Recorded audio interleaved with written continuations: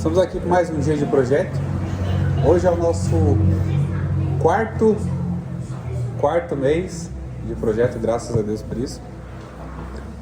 Hoje a gente vai tratar sobre o capítulo 4 de Eclesiastes. Eclesiastes 4. Eu dividi esse capítulo em 5 tópicos diferentes. E o primeiro deles fala das dores da vida. O segundo fala sobre a inveja. O terceiro fala sobre o trabalho e o descanso. O quarto, a solidão e o companheirismo. 5. A criança sábia e o velho insensato. Para iniciar aqui, a gente já fala sobre as dores da vida.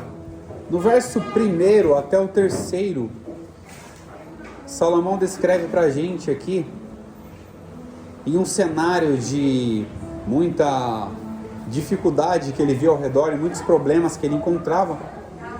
Ele falou que depois voltei-me, o verso 1, depois voltei-me e atentei para todas as opressões que se fazem debaixo do sol. Ele viu que havia gente sendo oprimida e opressores fazendo isso. E era uma coisa que doía para ele, né? Doía aos olhos dele. E ele acrescenta que via lágrimas dos que foram oprimidos e dos que não tinham consolador. Hoje em dia a gente sabe que muitas pessoas sofrem, são oprimidas e talvez não querem buscar o consolador, não querem buscar um consolo. E Salomão via essas pessoas, via lágrimas delas, as pessoas que eram oprimidas. E o mais interessante disso, e o mais que doía no coração dele, é que o poder e a força estava com os opressores. Ele via pessoas sendo oprimidas e o poder e a força estavam com os opressores. Aqui ele deixa uma classificação aqui, o verbo que ele traz é um verbo do passado. Quando ele fala, eu vi a lágrima dos que foram oprimidos. Ou seja, era um acontecimento que já tinha passado. E aquelas pessoas haviam sofrido. E ele via as lágrimas delas, talvez elas lembravam daquele sofrimento que aconteceu no passado. E não tinha a quem buscar consolo. Não tinha a quem recorrer ao consolo. Ou seja, elas eram oprimidas, sofriam e ainda não tinha a quem recorrer. Hoje nós temos uma oportunidade, como seres humanos, nós podemos chorar, podemos passar por certas opressões em diversos ambientes, pode ser no trabalho, até em situações que passamos no nosso cotidiano, na rua, entre outros lugares, mas nós temos a quem recorrer, nós temos um consolador a recorrer, e eles não tinham. Olha para você ter ideia do privilégio e da oportunidade que nós temos, de ter alguém que a gente pode recorrer, e eles não tinham. E Salomão acrescenta aqui que a força estava da banda, ou seja, do lado dos seus opressores. Os opressores tinham a força nas mãos, mas a força deles não era utilizada para o bem, mas era para fazer o quê? Oprimir aqueles que eram mais, que estavam numa linha, uma situação complicada e dependiam talvez de um trabalho e eram oprimidos por eles. Aqui nós tiramos uma lição, que não só vemos certas situações de opressão, mas serve para a gente também como uma lição para a gente não ser opressor. Por quê? A gente observa só o lado daquele que está oprimindo, mas a gente não observa que a gente pode estar sendo um opressor. E é muito complicado pensar nisso, porque a gente sempre vê o lado de outras pessoas, né? Fala, poxa, aquela pessoa está fazendo mal para aquele cristão, ou aquele vizinho está fazendo mal, está oprimindo, ou aquele patrão está oprimindo aquele funcionário, aquele empregado. Mas tudo isso que acontece ao nosso redor tem que servir de exemplo para a gente que não faça o quê? O mesmo. Para a gente poder fazer a diferença. Porque nós somos chamados para fazer a diferença, não para fazer a mesma coisa. Se fosse para fazer a mesma coisa, Deus deixaria a gente do jeito que estava no pecado, cometendo vários erros, várias coisas ruins. Mas ele chamou a gente para quê? Para fazer a diferença. E aqui ele relata isso, que a força estava do lado de quem não sabia utilizá-la. Ou seja, Deus pode levantar a gente para fazer a diferença em vários ambientes. Mas quando Deus levantar a gente para fazer a diferença, que a gente não possa ser aquele que oprime, mas aquele que abraça e cuida. Aquele que traz o cuidado, aquele que traz o carinho e a atenção para as pessoas. No verso 2, Salomão fala: pelo que eu louvei os que já morreram, mas os que vivem ainda. Ele fala isso num sentimento talvez de ver a dor daquelas pessoas e falava: poxa vida, essas pessoas estão vivas e estão sofrendo, então melhor é aqueles que já morreram, porque eles não estão sofrendo mais. Melhor aqueles que não vivem e não vieram ainda, porque eles não vão ver esse mal que está acontecendo. Porque a maldade dói nos nossos corações, dói nos nossos olhos. Nós vemos pessoas sofrendo.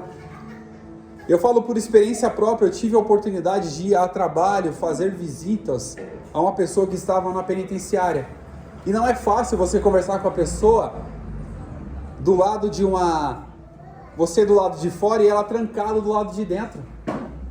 Olha só, para você ter ideia, o que nós temos como oportunidade, estarmos do lado de fora de um ambiente que era uma prisão. Porque nós vivíamos presos no pecado. E Jesus nos libertou do pecado, do inferno e da morte. Ele deu para a gente essa oportunidade de poder estar aqui mais uma vez e reconhecendo tudo que Ele fez por nós, mesmo nós estando ainda na condição de pecador.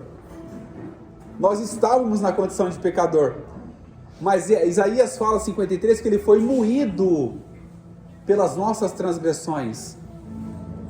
O castigo que nos traz a paz estava sobre Ele. Sobre quem? Sobre Jesus. E pelos passos dele até a cruz, nós somos o quê? Sarados. Nós somos curados. Quando Ele morreu, Ele tomou a chave do inferno e da morte. Ou seja, as prisões que nos prendiam, ficou até redundante, né? As prisões que nos prendiam. As prisões que tiravam a nossa liberdade, hoje não tem mais domínio sobre nós, que era o pecado que dominava, porque Jesus venceu a morte, Jesus venceu o pecado, cumpriu a lei e nos deu a liberdade de estar aqui na presença dele mais uma vez. E isso, nós observamos a vida de Salomão, isso doía nos olhos dele quando ele via alguém sendo oprimido. Doía nos olhos dele. E ele acrescenta no verso 3, é melhor que uns e outros, aquele que ainda não é. Ele acrescenta esse termo aqui, fazendo a referência ao verso 2. O que seria aquele que ainda não é? Aquele que nem nasceu. Aquele que não chegou nem a ser concebido. E ele continua aqui, que não viu as más obras que se fazem debaixo do sol. Ou seja, ele começou a observar que as pessoas que não haviam nascido ainda e aqueles que já haviam partido, não viriam essas maldades que estavam acontecendo. E nós sabemos que o mundo que nós vivemos hoje, o mundo jaz no maligno. O que é jaz? O mundo está morto no maligno. Então nós temos dois caminhos, ou é o caminho da vida, ou o caminho da morte. Se o mundo jaz no maligno, então a gente tem que procurar o quê? Fugir do mundo. Fugir daquilo que aparentemente parece bom. E aparentemente parece ser prazeroso. Mas eu lembro a certa feita que eu tive a oportunidade de falar sobre prazer. Prazer é algo que te dá uma satisfação no momento e depois já era. Depois acabou aquilo ali. Nós não possamos ter prazer nas coisas do mundo, mas ter a esperança e a alegria nas coisas que são do céu, que vêm de cima, que é onde nós iremos um dia chegar para a glória de Deus. E aqui eu trouxe duas referências. Como cristãos, nós também passamos por dificuldades e choramos. Choramos. Quem é que... Eu vou usar até um termo bem polêmico, bem utilizado bíblico aqui, eu vou fazer uma alteração, não está na Bíblia, tá? Aquele que nunca chorou, que atire a primeira pedra. Quem é que nunca derramou uma lágrima de angústia, de sofrimento, de dor? Quem é que nunca derramou uma lágrima? E quem é que nunca chorou no meio de uma oração, falar: Deus, agora não sei mais o que fazer? E nós aprendemos em Salmos 126, o verso 5 ao 6, aquele que semeiam com lágrimas, com cantos de alegria colherão. Ou seja, o que é semear? Plantar. E mesmo em meio às lágrimas, continue plantando. Olha para você ter ideia do que Salmos fala para a gente. Mesmo você estando dificuldade, no sofrimento, talvez em uma dor que você acha que você não tem como mais escapar dela, continue plantando. Continue fazendo com que essa colheita possa valer a pena. Porque que essa semeadura possa valer a pena. Para que quando chegar o momento da colheita, você vai colher o quê? Com alegria. Você vai colher com sorrisos no rosto. E Salmos acrescenta ainda: aquele que sai chorando enquanto lança a semente, voltará com canto de alegria, trazendo consigo os seus feixes, os seus molhos, a sua colheita, o resultado da sua colheita. Ou seja, como cristãos, nós vamos enfrentar problemas diversos. Nós vamos ver muitas pessoas oprimindo. Nós vamos ver que as dores da vida não vão deixar de existir. Mas o importante para nós, em meio às dores dessa vida, é não esquecer de continuar plantando. Porque o nosso plantio vai trazer um resultado de colheita e de alegria para nós. E Apocalipse 21:4, nós sabemos que todo mundo passa por momentos árduos, né? Só que essas lágrimas e choro não vai durar eternamente. Não vai durar eternamente. Vai chegar um momento que isso vai se findar.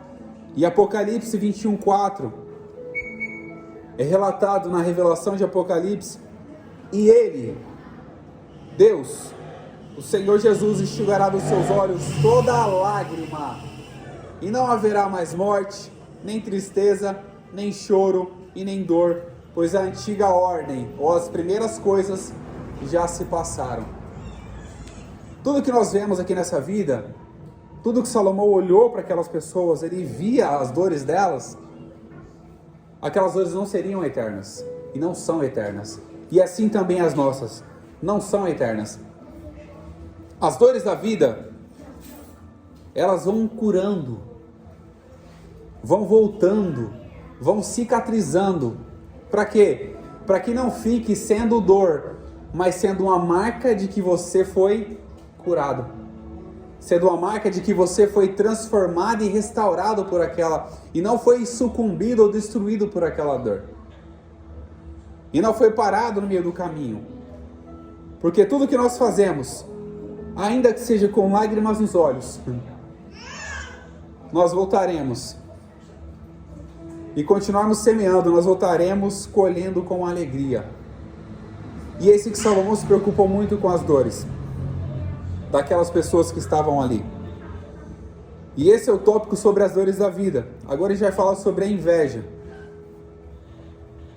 No verso 4, Salomão fala: também vi, eu que todo o trabalho e toda destreza, o que seria destreza? Habilidade no trabalho, habilidade em fazer alguma coisa, em obras, traz ao homem a inveja do seu próximo. Também isso é vaidade e aflição de espírito.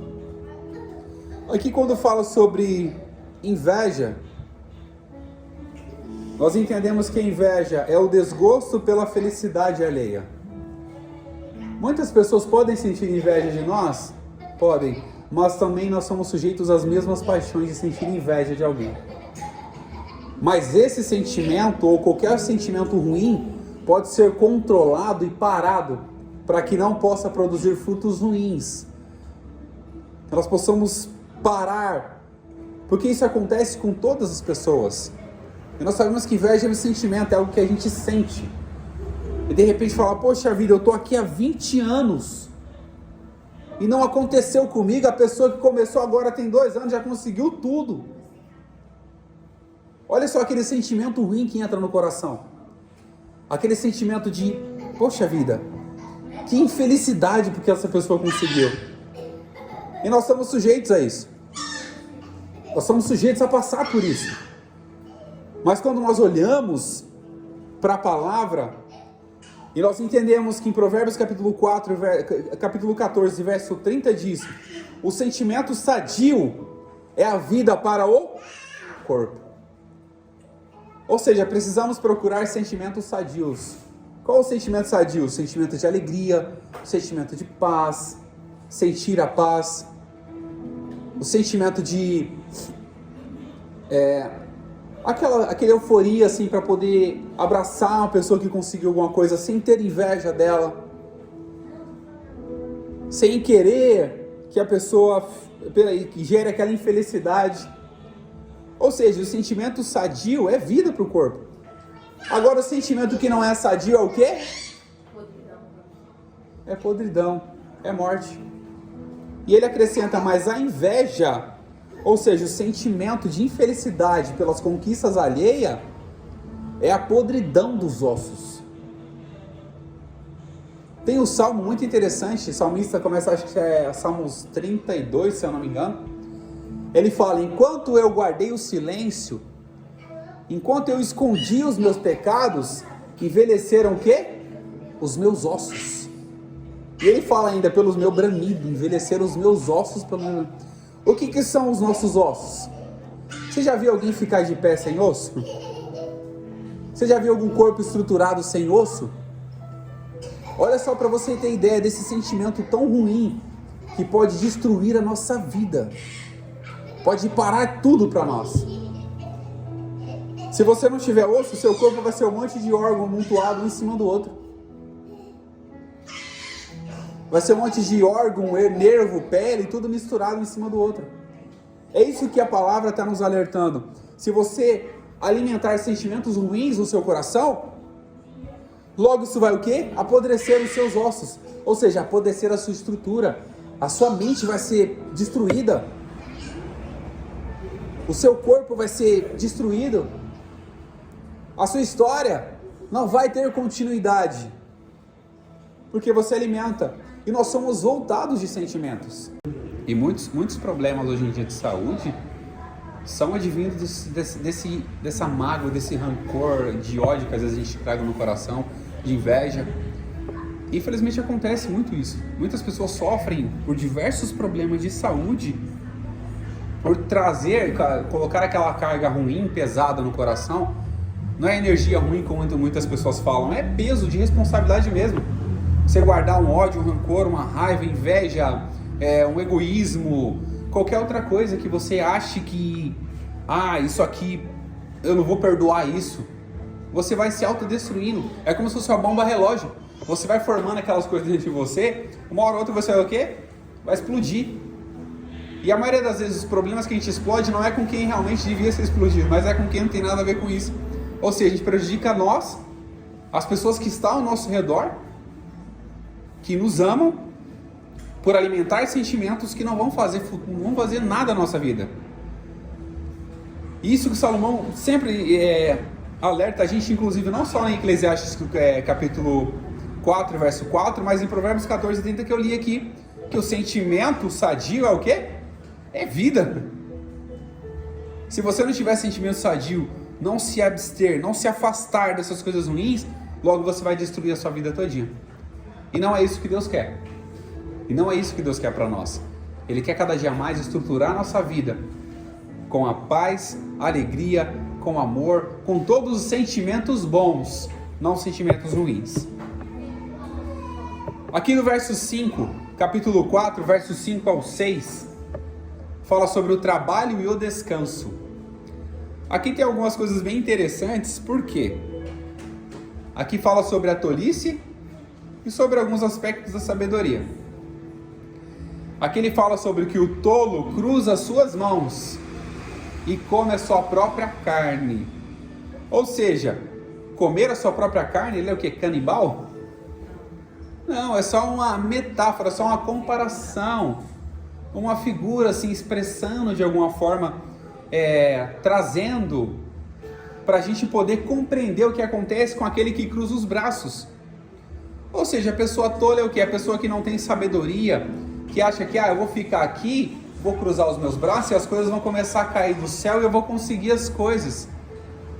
E não é assim que funciona. Se a gente não se movimentar e não trabalhar para conseguir aquilo que a gente deseja conseguir, primeiramente pela misericórdia de Deus. Porque se a gente trabalha é porque a gente tem saúde.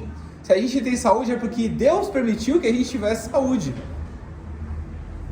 Então tudo que nós fazemos tem que ser direcionado sempre para Deus. Porque tudo que nós fazemos é permissão dele. Muitas pessoas, como exemplo que eu dei, muitas pessoas estão lá no presídio, lá preso, atrás de grades. E não conseguem fazer o quê? Nada. Só vive ali um cronograma dentro de uma penitenciária. Para quê? Porque cometeram erros na vida. Justamente, vou até voltar no slide anterior, porque alimentaram sentimentos ruins. E a gente sabe que quando a gente alimenta sentimentos ruins e pensamentos ruins, se a gente não eliminá-los, a gente corre o risco também de fazer coisas ruins. E pessoas estão lá por sentimentos desestruturados. E não tem a oportunidade de fazer aquilo que a gente faz. De trabalhar, sair para trabalhar. Hoje eu não quero ficar em casa, hoje eu vou passear. Eles não podem fazer isso. Muitas pessoas em leito de hospital não têm essa oportunidade. E se nós temos essa oportunidade é porque Deus nos deu essa oportunidade. Porque não vem de outra pessoa, senão de Deus. Mas aqui Salomão frisa uma coisa muito interessante. Ele fala: melhor é a mão cheia com descanso, que ambas as mãos cheias com trabalho e aflição de espírito. O que Salomão estava querendo dizer com isso?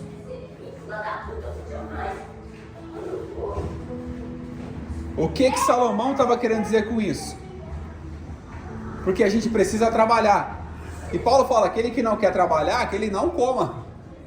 Nós precisamos se movimentar, trabalhar de alguma forma e ter as nossas mãos cheias, mas com descanso.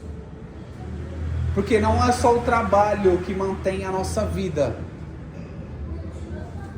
É Deus que sustenta a nossa vida, não é o trabalho. Nós precisamos entender isso. O dinheiro que nós conquistamos não é porque a gente eu sou muito inteligente no que eu faço. Não é porque a gente é inteligente no que a gente faz. O que a gente tem não é porque a gente é profissional, técnico naquilo que a gente faz. Mas é porque a misericórdia de Deus ainda habita nas nossas vidas. Porque é Ele que nos concede essa oportunidade. Um dia, se Deus quiser falar para você, falar para a gente, vou dar um exemplo para mim aqui. O dia que Deus quiser falar para mim: Rodrigo, agora você vai perder tudo que você tem. E Ele estala os dedos, acabou. O meu diploma não vai servir para nada, a minha carteirinha de profissional não vai servir para nada. O dinheiro que eu tiver na conta não vai servir para nada, o carro que eu tiver não vai servir para nada, a casa que eu morar não vai servir para nada. Porque é Deus que faz isso. E Salomão frisa num detalhe muito importante aqui, você precisa trabalhar sim, mas você precisa o quê?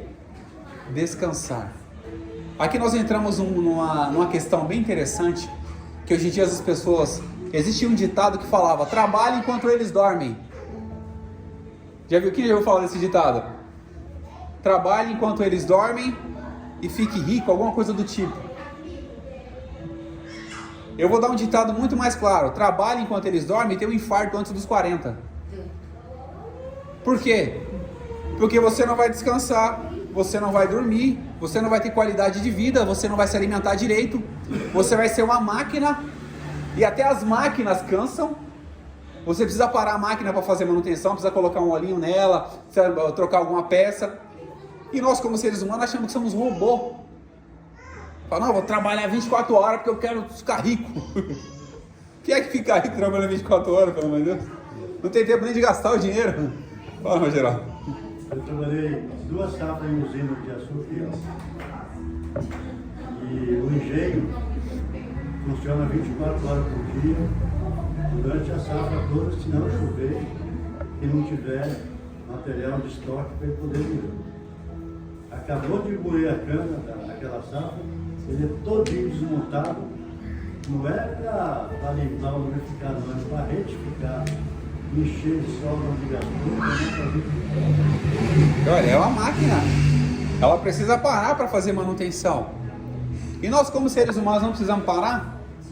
Precisamos. Muitas das vezes, eu vou dar um exemplo aqui claro. Quem é que nunca observou e fala, poxa, aquele irmão não veio hoje. O que será que aconteceu? Às vezes ele só quer um pouquinho o quê? Descansar a mente. Porque muitas pessoas observam e falam, poxa, eu vou para a igreja todo dia, faz bem? Com certeza faz bem. Mas não se esqueça que você é ser humano. Não se esqueça que você não é uma máquina. Você é um ser humano. Você precisa um dia, por exemplo, sair daqui e entrar na sua caixinha do nada. Só para fazer nada. Só para não fazer nada. Só para descansar a mente. Só para colocar as ideias em ordem. Só para colocar o corpo para descansar. E quando Salomão começa a falar sobre isso, ele fala, melhor a mão cheia com descanso do que a mão cheia com trabalho e aflição ainda. Porque a pessoa é como se ela pegasse um próprio chicote e fala, eu vou trabalhar, mas estamos aqui, ó, chicotando ela mesma. Porque ela vai se auto-destruir. É muito comum isso.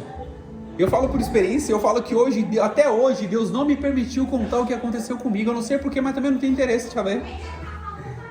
Até hoje, eu nunca contei pra ninguém. A única pessoas que sabem é que viveram comigo, que é minha esposa e minha sogra. Eu nunca contei pra ninguém o que aconteceu comigo. Só eu e Deus sabem. Os sentimentos ruins que vinham no meu coração e a minha sogra e minha esposa que convivia comigo. E Deus nunca me permitiu falar sobre isso. Porque eu passei por um momento difícil na minha vida, porque eu achava que eu era uma máquina. Eu comecei a estudar, até o ponto de eu falar que aquilo que eu precisava era importante para mim, que a minha vida dependia daquilo. Ou seja, eu substituí a minha dependência por Deus por uma carteirinha profissional.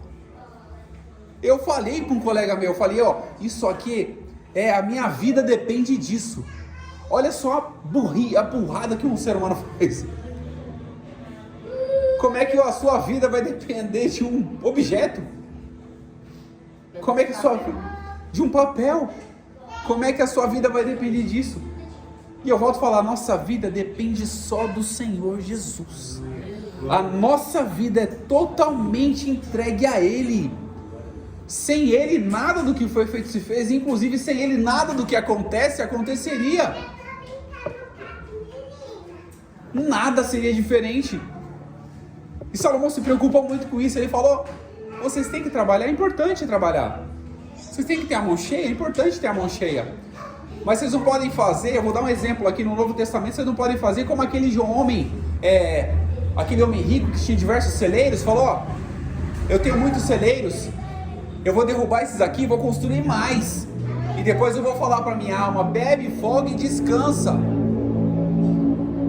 Porque ele não estava preocupado só em trabalhar e descansar, ele estava preocupado em juntar tesouros aonde é destruído. E de repente veio a palavra para ele o seguinte, louco, se hoje te pedirem a sua alma, olha só para você ter ideia, se hoje te pedirem a sua alma, o que você tem preparado e para quem é? Não é só o que você tem preparado, é para quem você tem preparado. Nós estamos aqui preparando a nossa alma, mas é para quem que nós estamos preparando a nossa alma? Nós estamos aqui hoje para aprender, mas é para quem que nós estamos aqui para poder aprender? E aqui nós temos referências que as mãos diligentes, Provérbios 12:24, as mãos diligentes, ou seja, as mãos cuidadosas governarão, mas os preguiçosos acabarão escravos. Ou seja, nós temos que ser moderados, não ser preguiçoso demais, não ser preguiçoso, ficar só querendo dormir, mas também não trabalhar demais, porque a gente vai gerar aflições na nossa vida e destruição para nós mesmos. É sempre tudo com muito cuidado. É sempre tudo com muita cautela. Em Provérbios capítulo 14, verso 23 diz: o trabalho árduo traz proveito, mas só falar leva à pobreza. Nós precisamos trabalhar sim, trabalhar com a nossa força sim, enfrentar tem muitas pessoas que falam que enfrentar um leão por dia sim. Agora pensa, se é enfrentar um leão por dia, se a gente ficar preguiçoso hoje, quantos leões vai ter para enfrentar amanhã? 2. É um leão por dia, não é? É o ditado popular, falar um leão por dia. Se a gente ficar, hoje eu não vou fazer nada, hoje eu vou ficar aqui, ó, preguiçoso aqui, não vou produzir nada. A gente produz coisas todos os dias, nós produzimos coisas. Aí chega lá na frente, vai ter o quê? 2 leões. A gente vai ter que fazer igual o Daniel na cova do leão, vai ter que orar pro leão não comer a gente. Vai ter que orar. Ou seja, só o nosso trabalho árduo é importante, mas só falar leva à pobreza. E aqui traz pra gente outro ensinamento, que é falar e ter ações. A nossa fala tem que ser acompanhada de ações. Nós falamos hoje, nós temos que agir. Hoje, amanhã e depois. Falar é importante, é até fácil falar, né? Eu tô aqui falando com uma facilidade. É fácil falar. Mas eu preciso ter atitudes. Eu preciso agir. Ter ações. Para que as coisas possam mudar. E quais são essas ações? Eu vou falar, por exemplo, vou dar um exemplo aqui. Vou falar, eu quero que o Paulinho mude. Eu quero que o Paulinho seja uma pessoa dessa forma. Mas se ele não tiver atitude para poder buscar conhecimento, para crescer na vida, quem que ele vai ser? O Paulinho de sempre. Não, o Paulinho de sempre não. O Paulinho antes, agora o Paulinho já entendi. É só um exemplo, tá, Paulinho? Tô brincando. Se a gente não buscar a mudança, a atitude. Eu estava lembrando agora há pouco, com alegria e orando a Deus, que eu lembrei quando eu comecei o projeto. Eu lembrei quando eu comecei. Eu não estava bem de saúde. Eu não estava preparado. Eu não tinha tanto conhecimento. Eu podia ter pouco. Eu sempre falo para todo mundo, eu tenho pouco conhecimento. Tinha pouco conhecimento. Mas o que eu fiz? Eu tive a atitude de começar. Eu não sei o que aconteceu de lá, do ano passado até esse ano. Só sei que alguma coisa diferente aconteceu. Eu não sei o que é. E não é só na minha vida. Não é só na minha vida que aconteceu coisas diferentes. Eu comecei a entender que tudo o que aconteceu era Deus me preparando para quê? Para fazer aquilo que eu não queria fazer. Porque a gente quer fazer.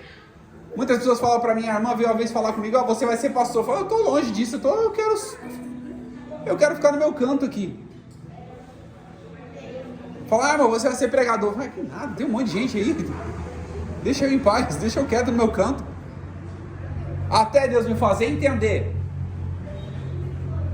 Para que você adquiriu, vou dar um exemplo, para que você adquiriu tanto conhecimento se você não compartilha com ninguém? Para que você está cheio, por exemplo, assim, não cheio do saber, tá? Cheio do saber, se você não passa isso para ninguém, você é apenas um egoísta. Ou seja, eu estava me enchendo, acumulando e não compartilhando com ninguém. E quando eu lembrei de tudo que a gente passou desde o início até agora, a minha vida foi transformada. Foi transformada. Porque eu vejo coisas que acontecem que eu nunca imaginaria que ia acontecer. Eu só precisei ter a atitude de fazer. Ou seja, nós precisamos falar, mas ter atitude para poder mudar o nosso ambiente. E não é o nosso ambiente só profissional, não é o nosso ambiente na igreja, é o nosso ambiente familiar, é em todos os lugares. A nossa atitude muda os ambientes. É igual você criar uma criança. Você vai só falar para a criança o que ela vai fazer, ela vai ouvir. Mas se ela não vê você fazendo, ela não vai. Tantas vezes eu fui chamado a atenção pela minha filha, porque eu falava para ela, você não vai assistir televisão hoje. Mas de repente eu estava no celular. Ela falava, ei pai, Você está no celular e eu não posso assistir TV? Olha só para você ter ideia. Qual o exemplo que eu estava dando? Nenhum. Eu estava só falando para ela. Não estava dando exemplo nenhum. Então, isso não traz mudança. Mas ser exemplo. E Paulo fala para Timóteo, ser exemplo dos fiéis. No trato, na palavra, no amor, em todas as outras coisas. E aqui a gente vai falar sobre a solidão e o companheirismo. Eu vou tentar ser bem breve aqui. Aqui nós falamos sobre a solidão e o companheirismo. A solidão é um dos perigos que as pessoas sofrem. Aqui no verso 7, 8, 9.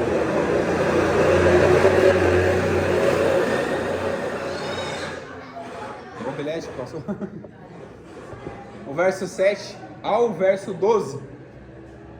Ele fala, outra vez eu voltei e vi debaixo do sol. Salomão tinha várias coisas que ele via debaixo do sol. O que é debaixo do sol? É na terra. No convívio que ele tinha. Ele via muitas coisas. E ele falou, há um que é só e não tem segundo. Sim, ele não tem filho nem irmã, e contudo todo o seu trabalho não há fim, nem os seus olhos se fartam de riqueza.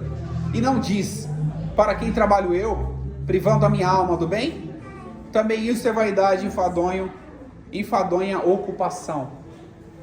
E aqui ele acrescenta, é melhor serem dois do que um, porque tem melhor paga no seu trabalho. Ou seja, aqui Salomão descarta uma hipótese que é um perigo, isso inclusive até alguns aspectos psicológicos. O que seria a solidão? A solidão não é só você estar sozinho dentro de um quarto ou dentro da sua casa. A solidão é você estar rodeado de pessoas e se sentindo sozinho. É você estar rodeado de gente, ouvindo todo mundo conversando e você se sentindo sozinho. E isso traz pra gente uma lição, por quê? Por isso que eu gosto muito de abraçar as pessoas. Eu gosto de cumprimentar, eu gosto de abraçar. Paulinho mesmo, eu encho o saco do Paulinho, mas daqui a pouco eu tô abraçando ele ali. Abraço o Paulinho. Eu cumprimento o irmão Geraldo, eu gosto de dar um abraço ao irmão Geraldo.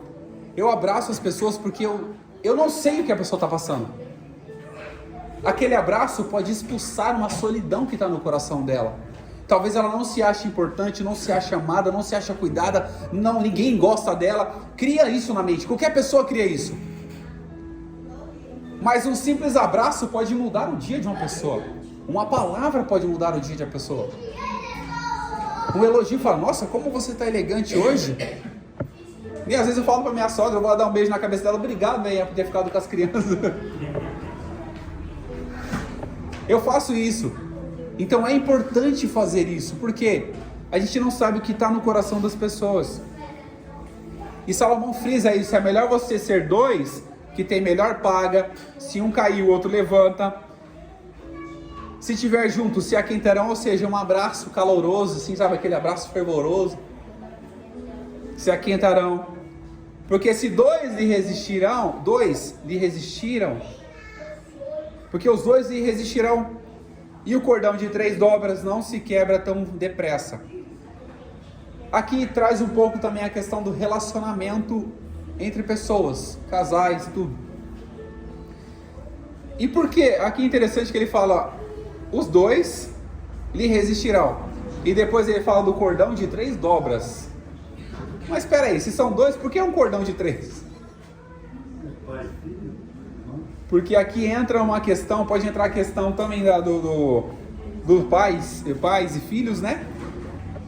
E o principal aqui que eu sempre friso nessa questão, e que eu comecei a pesquisar e entendi que realmente isso poderia ter todo sentido, que é a junção do companheirismo com a presença de Deus.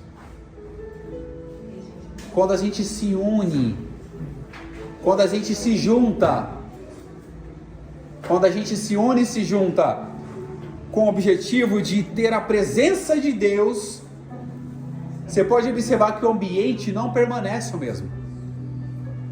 O ambiente não permanece a mesma coisa, porque faz transformação do ambiente, muda o ambiente. E aqui nós temos a referência, Romanos capítulo 12, verso 4 e 5. Aqui fala, porque assim como um corpo temos muitos membros, E nem todos os membros têm a mesma operação. Assim nós, que somos muitos, somos um só corpo. Mas individualmente somos membros uns dos outros. Para você ver a importância. O que Salomão falou aqui, há anos antes de Cristo, Paulo escreveu aos Romanos falando: ei, nós somos o corpo de Cristo. Nós temos que estar o quê? Juntos, unidos, mas cada um na sua tarefa, cada um fazendo as suas coisas que lhe é devida. Porque se estivermos juntos, unidos, reunidos, quando vos reunirvos, cada um de vós tem salmos, tem palavra, tem cânticos, faça tudo isso para a edificação, para a construção saudável. E isso é que Salomão frisa muito. Então não viva na solidão, mas procure ser companheiro uns dos outros, porque assim nós cresceremos juntos para a glória de Deus. Aqui eu vou adiantar, meu Deus, já passou a hora. A criança sábia e o velho insensato. Melhor é o jovem, o mancebo, criança jovem, pobre e sábio, do que o rei velho insensato, que não deixa mais se admoestar, que seria advertir ou aconselhar. Aqui é um risco muito grande. Por quê? Nós precisamos entender que mesmo estando já avançados, não que seja avançado em idade, eu estou com 34 anos ainda, vou fazer 35, mas eu chego sempre à conclusão que eu não sei de nada. Essa é a conclusão que eu faço, porque eu preciso ser admoestado e advertido e aconselhado por alguém. Eu não sou o dono do saber, eu não sou o dono de tudo, eu preciso aprender cada dia mais. Ou seja, quando nós aprendemos, temos a sabedoria, nós somos aptos para poder ouvir. Porque a pessoa que não é sábia, ela não quer ouvir. Ela fala: eu já sei de tudo. Ela não quer ouvir. Agora o sábio, ele fala: poxa, eu preciso aprender um pouco mais. Então ele vai fazer o quê? Vai parar para poder ouvir. O sábio escuta, aprende e cresce. O tolo não escuta, não aprende e não cresce. E aqui o escritor aos Hebreus traz uma referência para nós. Hebreus capítulo 5, verso 12 ao 14. Porque devendo já ser mestres pelo tempo, ainda necessitais de que vos torne a ensinar quais sejam os primeiros rudimentos da palavra de Deus. E vós haveis feito tais que necessitais de leite e não de alimento sólido. Olha só o exemplo que ele dá aqui. Tem pessoas que chegaram a uma certa idade e pensam: eu já sei tudo, eu não preciso ouvir nada. Ou seja, a pessoa não está nem querendo aprender. E está chegando a certa idade que era já para ser mestre, já para estar ensinando, e ainda precisa de aprender. Ou seja, porque se você vai dar um alimento sólido para ele, não quer. Mas ele quer leite, ele quer leite. Ele quer tomar alimento, quer tomar líquido ainda. É uma criança. Quem toma líquido? É uma criança. Toma na mamadeira. É uma criança. E nós precisamos entender que todas as fases da nossa vida precisam ser passadas. A fase de tomar leite tem que passar. Nós precisamos começar a papinha. Daqui a pouco precisamos começar a comer comida sólida. Daqui a pouco vamos para feijoada. Vamos para feijoada. Daqui a pouco vamos para um baião de dois. Vamos para alguma coisa. Vamos para o mocotó. E daqui a pouco começa a dar aquela suadeira. Porque isso é o quê? É o costume. Você vai aprendendo todos os dias. Você vai aprendendo todos os dias. E você só vai crescendo. A partir do momento que você vai crescendo, o seu alimento tem que ser mudado. E muitas pessoas chegam a certa idade e já não aguenta mais nenhuma chicotada. Um exemplo assim claro, tá? Não aguenta nem mais uma chamada de atenção. Já fica todo espinhoso. Muitas pessoas infelizmente não conseguem mais ouvir. Mas eu trago pra gente uma lição hoje. Não importa a idade que você tenha, você não saberá de tudo até a sua morte. você vai continuar sendo um aluno pro resto da sua vida. Você pode mudar a sua alimentação, mas você vai ter que continuar aprendendo ainda. E eu estou um exemplo muito claro. Uma vez a gente viajou com a minha filha, com a Rafa, acostumado a tomar esses leites de caixinha aqui de São Paulo, da capital. A gente foi para Minas. Aí ela vem direto da vaca, aquele leite puro, forte. Ela tomou. Oxi, não deu, foi nem uns 30 minutos depois, né? 30 minutos, 1 hora depois, acabou a criança. Deu uma desinteirinha. Deu uma desinteirinha. Ou seja, tem alimentação que a gente vai precisar mudar. A gente vai dar aquele... Vai ter que enfrentar. Vai ter que aprender. E o escritor aos Hebreus ainda acrescenta, porque qualquer que ainda se alimenta de leite não está experimentado na palavra da justiça, porque é menino. E verso 14, mas o mantimento sólido é para os perfeitos, os quais, em razão do costume, têm os sentidos exercitados para discernir tanto o bem quanto o mal. A criança consegue discernir o bem e o mal, mas quando chega a uma certa idade ela começa a discernir. Ou seja, a alimentação tem que mudar. Tem que começar a pegar um pouco mais firme, tem que puxar a rédea. Tem que forçar. Para quê? Para poder aprender. Ou seja, Salomão faz um comparativo. O que mais vale? Uma criança sábia ou um velho que não aguenta mais ouvir nada? Um velho insensato. E ele fala, criança pobre e sábia. Ele acrescenta, um dia ela vai reinar. E o velho insensato vai ficar para trás. E nós temos muitos exemplos disso na Bíblia. Muitos jovens, sábios, reinaram, enquanto velhos que se achavam donos do saber. Um exemplo disso foi uma pregação que foi feita na quinta-feira. Saul, se achando sabedor de tudo, o rei, o poderoso, foi fazer o sacrifício que Deus não tinha mandado. Porque não quis esperar o sacerdote, porque ele se achava mais importante do que tudo. Até que Deus rejeitou ele. E quem Deus escolheu? Um jovem segundo o seu coração, uma criança que estava lá cuidando de ovelhas. Segundo o seu coração ele escolheu. Falou, agora eu vou chamar aquele menino para poder reinar. E ele falou para Samuel, eu já escolhi alguém segundo o meu coração. Olha só para você ter ideia, que a humildade tem que sobressair sobre qualquer outra coisa. O soberbo só se destrói, mas o humilde cresce na presença do Senhor. E aqui a frase para a gente finalizar. Eclesiastes capítulo 9, verso 10. Eu estou até fazendo um spoiler do capítulo 9. Tudo quanto te vier à mão para fazer, faze-o conforme as tuas forças.